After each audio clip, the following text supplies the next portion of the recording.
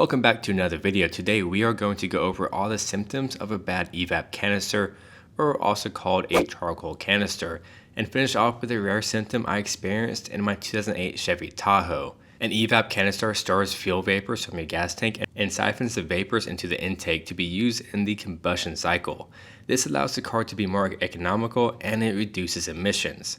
The first major and obvious symptom is an engine code, either P0455 if there is a leak in the EVAP canister, or P0440, which indicates a faulty EVAP canister. However, you won't always get an engine code if the EVAP canister or charcoal canister is bad. The EVAP canister could be cracked open due to age or a rock flying up and cracking it.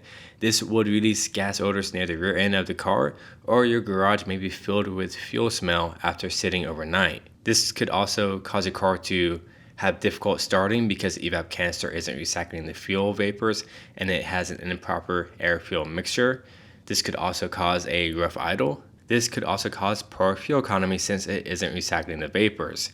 If the EVAP canister is not cracked but instead clogged, there is a different set of symptoms. When you pump your gas, the gas pump will continue to click off and on, which is very annoying. You could get a check gas cap message on your dash. This could also cause you to fail the emissions test in states that require it because it increases carbon emissions.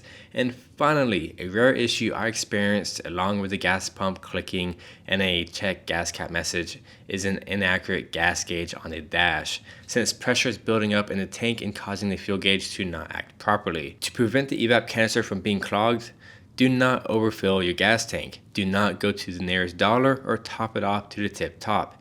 Gas will flood into your EVAP canister and clog up the charcoal within the canister. If you want to learn how to replace an EVAP canister, check out this video. This is Chris. Always appreciate and respect one another. I'll see you next time.